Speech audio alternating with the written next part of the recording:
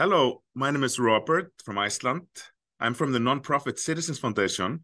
And today I want to tell you a little bit about our work in developing citizen engagement solution, how we can look at ways to bring democracy to the 21st century.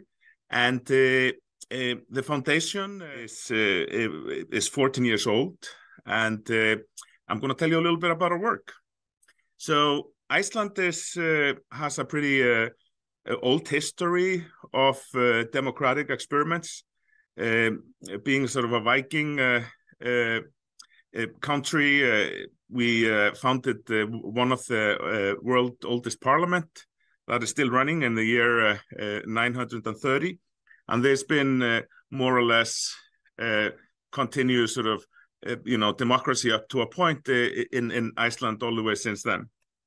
And about 100 years ago, citizens could go and vote every 4 years for the representative, just like today.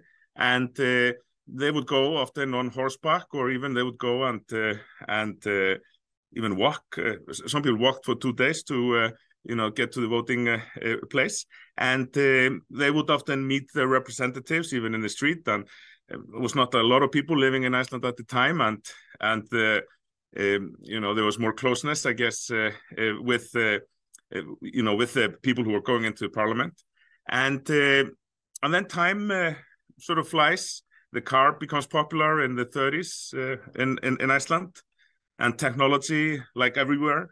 We have the first computers in the 60s, and access to the web and the internet opened in 1993. And that's actually where I started with my sort of entrepreneurial projects. I started the first internet company in Iceland in 1993, and the first internet company in Denmark in 1995. And but through this whole big technological evolution, which also includes mobile phones and social media, and now AI more and more, our democratic system hasn't evolved very much. We're still voting every 4 years. And in 2008, the financial crisis hit. And it hit many places pretty badly. But it hit Iceland uniquely in a very dramatic way, because Iceland is very small. And the Icelandic government had sort of been supporting building up a big financial sector in Iceland. So we had like a financial sector that was like 11 times the GDP of the whole country. So it was like a huge balloon, much bigger than the whole system of Iceland. And it all came tumbling down. Just in a matter of 3 days, no, in 10 days, all 3 commercial banks went bankrupt. I remember my grandfather calling me, and he was at the bank, and he was like with a black garbage bag, and he was going to get all his money out. I mean, he's a former taxi driver. He didn't have a lot of money, but he still wanted to get it out. He couldn't. People were afraid that, the ATMs wouldn't work. They wouldn't be able to get that. All the money for everybody was gone. And so people in the country really took to the streets, and with a very sort of strong message of, how could you have let this happen? How could you have sort of let us down in this way?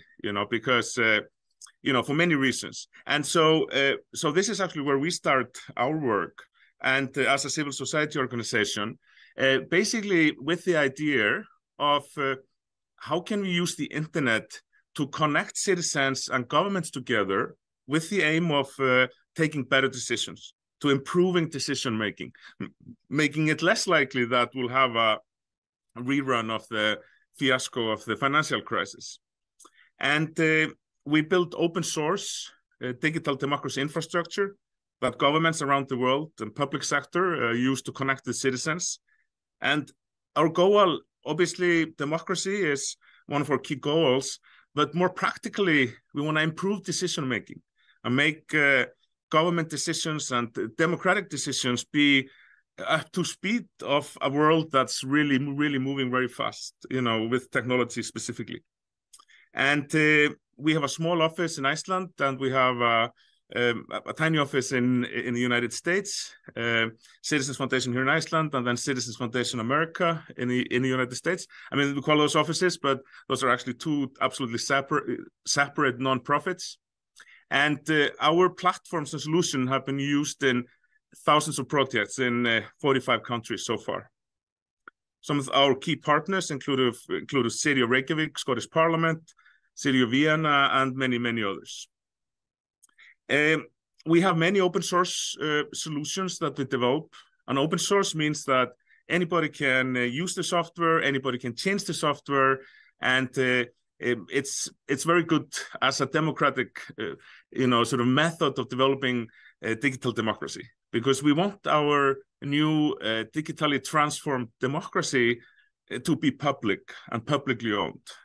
That's really important in terms of how do we increase trust in democracy, and our belief is that it should be as much publicly owned, and open source is a great solution for that. It means that anybody can review the source code, if it's a voting system, whatever. And we have Your Priorities is sort of our main solution, which is all about idea generation and then having a thoughtful deliberation about policies. And I will focus on Your Priorities in this presentation, but we also have Open Active Voting, which is like a gamified budget voting civic education app. We have Open Active Policy, which is sort of what we call a deep policymaking gamification framework, which has been used, for example, to create a game called Make Your Constitution, which helps citizens to understand the process of constitution making. And finally, we have the Common Crawl Scanner, which we can use AI to search for different items that happened on the public internet from 2013 today. But let's focus on Your Priorities. And so it is in its core an innovation platform, and that innovation through ideas and then deliberation. So this story in The Economist caught my attention last year. The missing pandemic innovation boom was saying society have become worse at finding new ideas, translating them into innovations, and then using those innovations. And one of the things that there are many reasons for this, but one of the things that we suspect is not helping is that how we consume most of our media and most of our information today. And I went looking for some good ideas, and yes, there's so many great ideas on social media, but they are like really all from today. Like old ideas, they tend to drop down to the bottom, and the business model of social media, and don't get me wrong, I love social media. I use it every day. We use social media to connect to citizens. Love it. But if you want to talk about generating idea, generating innovation, and doing thoughtful deliberation, it's not a really well-designed system for that. And that's mainly because of the business model. The business model is basically to sell as much advertisement as possible. And how do you do that? You prioritize new content. You prioritize that there should always be new content flowing into the platform to sell as much ads as possible. So Your Priorities as a solution to help deal with those problems, and basically to help to take better decisions, build up trust, but it's also combines play and civic work in a meaningful context. Taking part in digital democracy, it should be fun. It should be a joyful experience. It should not be bureaucratic or boring. Because that's just not the way that regular citizens respond to things. And the platform is quite simple in the terms of that citizens can add ideas and points for those ideas. They can sort of like and dislike things. And here you see one example. And this is a project called My Neighborhood, which we've been working on with the City of Reykjavik since 2011, where a part of the budget of the new construction in the city is basically given out to people. And then people come up with ideas on what to build, and then people can have a deliberation about what should be built. Here's another example from our partner, the Scottish Parliament. which have used our Your Priorities platform to engage citizens on many different issues. This is an example of climate change in EU. And governments are more and more seeing the benefits of actually engaging citizens in this sort of a deep, meaningful way, because politicians, like we all are, faced with ever more complex decisions. There's a lot of technological decisions. There's societies are changing in terms of people expectations are changing and so on. And it's all happening very fast. So engaging with citizens in this way really helps to, sort of move information in the places where they are, can be used in a practical way. And this is another project in Iceland on a national level where the government was working on some changes to the constitution, or trying to make some changes to the constitution, and using an online platform, it gives a wide range of citizens the opportunity to take part. And but nothing of this would be very useful if we wouldn't have constructive deliberation. And when we did our first pilot project in 2009, the Citizens Foundation, we got a small grant from the Icelandic Parliament, and we implemented a project called Shadow Parliament, where we were getting laws from the Icelandic Parliament website, and we were giving people the opportunity to comment on them.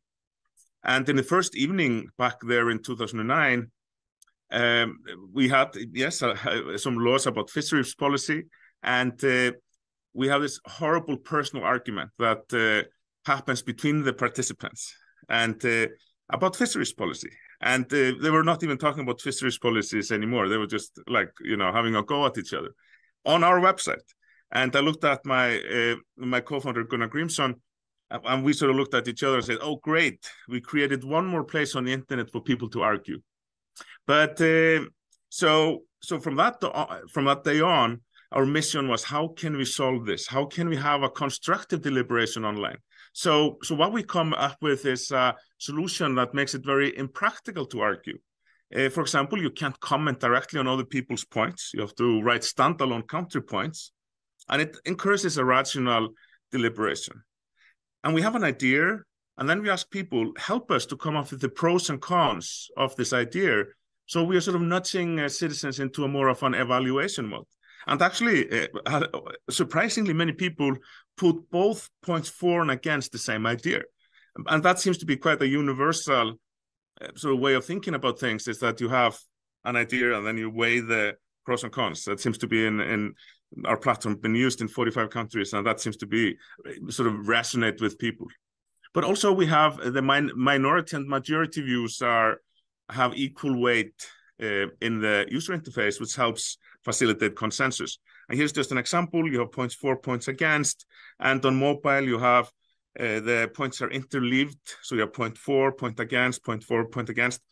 So it's like maybe you've heard of the thing called echo chambers online, like with social media, which means that you only see content that you agree with, because that's how some of the algorithms work.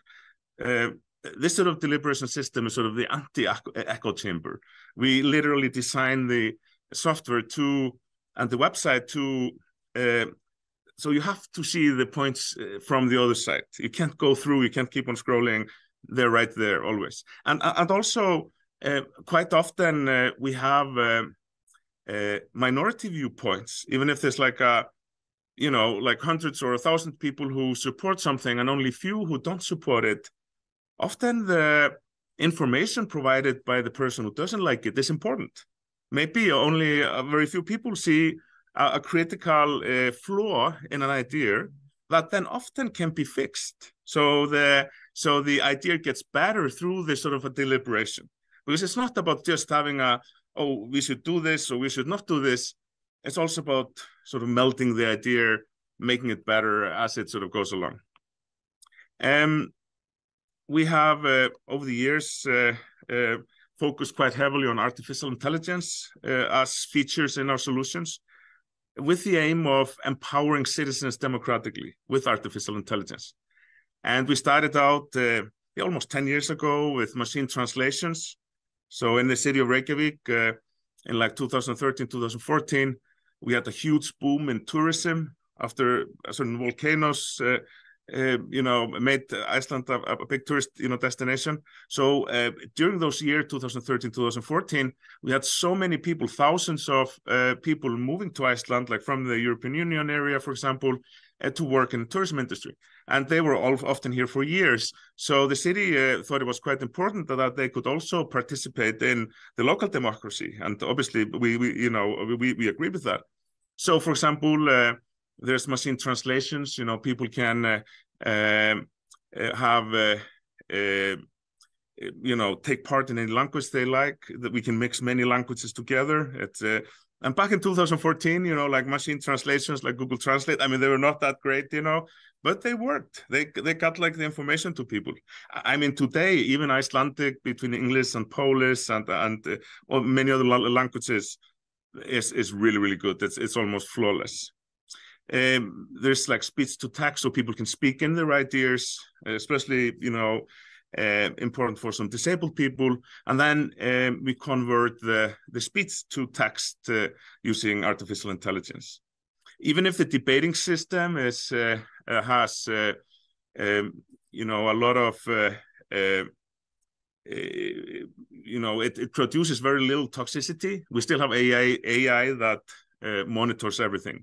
So if there's a personal attack or something like that, then an administrator gets an email and there's like a zero tolerance policy for that. But that happens very rarely due to the design of the debating system. And then we're working on an AI-powered chat system, which we can sort of talk to the information. And that's going to be released next month.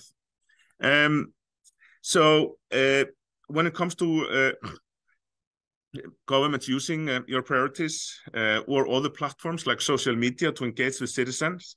And so you have the public sector on the left side of this diagram, you have social media in the middle, you have citizens on the right, and you have this ad-driven business model that has the really, really big flaw is that if you want to do something bad, if you want to influence this discussion and you want to influence this in any way, the only thing you need is like bad intentions in your head and then some money, and you can have influence. And this is has been sort of a bit of a whack-a-mole over the years. There was a big article out in The Guardian last week, I believe, about how this is still going on. I mean, people have talked about, potentially this affecting Brexit election cycle when Trump and Hillary were facing each other and so on. But with open source and non-profit business models, you can create those engagement methods quite easily, between citizens and governments. We have a cloud solution that we use, but also governments can install the open source software in their own clouds. And this creates a much more resilient mechanism for influence campaigns and for bad actors, because bad actors have no special, they can't use any money to buy influence in a solution like this. And the decentralized nature of it being that governments can, in different places, can be running different instances. It also makes it more resilient. Our platforms have got really great independent reviews recently. We got the top score of 94% in the 2022 Digital Democracy Report. We were also listed at the top of the list in the OECD guidelines for citizen participation processes. But many other great tools also on those lists. And we are certainly not the only open source sort of non-profit tools available for citizen engagement. There are many other great tools. And just a couple of projects here towards the end. So Better Reykjavik, this was our first sort of big hit, if you like, where we have now over 40,000 users that are registered. And the city uses it for participatory budgeting, like we talked about before, but many other type of projects, policy crowdsourcing, some more fund-related projects, and so on. This is sort of the front page of the participatory budgeting project, My Neighborhood, and where we have record-breaking numbers every year. This is actually from a couple of years ago. We had 1,300 ideas, and last year we had 1,700 ideas. And I really like this map of ideas. This is like the location of the ideas that citizens put in. because this sort of more or less draws out the boundaries of Reykjavik municipality. So there are ideas everywhere. It's so accessible. The city has used the platform for the Reykjavik City Education Policy until 2030, for example, and then allowing citizens to join the process of making the new policy in 2 stages. First, at the beginning of the process, to get sort of the high-level views, and then towards the end of the policy-making process to get some details on implementation. And this is very popular and really gave the public a great sort of interface to have real positive impact on the education policy. Obviously, education policies affect us all. And this is our Better Iceland website, where we have now 18 other municipalities, so including all the biggest municipalities in Iceland. So it's now our open solutions are now like population-wide, where over 90% of the population in Iceland has access to citizen engagement through those sort of tools.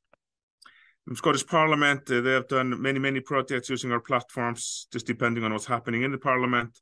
City of Vienna uses the platform for all sorts of well, at first this project of participatory budgeting for young people.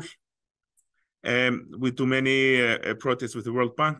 This is a Romanian startup ecosystem project. This is actually our largest project in Kyrgyzstan, which we've been working on with World Bank, where hundreds of thousands of people have taken direct part and logged in to take part from thousands of villages across Kyrgyzstan, basically having a real effect on how World Bank grant money is being used on the ground in those villages. And you can see some of the villages. So it is by far our sort of there's literally tens of thousands of different sort of engagement groups, as a part of this project. And there's a great case study out on peoplepowered.org website, which goes into detail about how this digital platform has boosted participation in Kyrgyzstan. And the health ministry in Kyrgyzstan also is using the platform first to fight COVID disinformation, now for general health engagement. We've done projects in Africa. This one, for example, Multi-City Challenge Africa. And the same, the pros and cons, they're always working very well. It's a project in Sudan, which was called Get Back to School after the first COVID wave, where the platform helped connect the teachers and students and parents and the government together to come up with plans on how to safely restart the school system after the first COVID wave in Sudan. So the key outcomes, basically collective innovation for a more complex world. And we have increased civic knowledge and more public acceptance. People are working together. And what have we learned? So participation must be fun. I mean, you can't, nobody just will participate if it's like it's a huge form that needs to be filled out just with text. It needs to be accessible. The participation needs to be broken into sizable units where people can understand, so when they're taking part, like you can't put like a giant PDF document in front of them and expect them to give you comment on that. You want to break your information into understandable, sort of units of understanding, which is actually a great exercise in any case. And you need to reward citizens by actually using the output and from the participation. So we put a lot of emphasis on our government partners is to do the consultations and the citizen engagement at the right time, where there is actually space for citizens to be able to have an influence, where it matters, where it is helpful, where it actually does have a chance of making better decisions. And communication is key. The attention economy is quite brutal. You have to have realistic marketing budgets. So if people don't know about those projects, they won't participate. That's 100%. So this is often a challenge for government, but the benefits are great because you are, by reaching out to citizens, you are also, working with citizens, you are advertising the life of the civil sphere of life. So thank you, and I hope you took some understanding or new ideas from this. If you have any questions, always happy. You can write to me at robert@citizens.is, any questions or whatever. And yeah, that's it for me today, but I'm happy to take questions.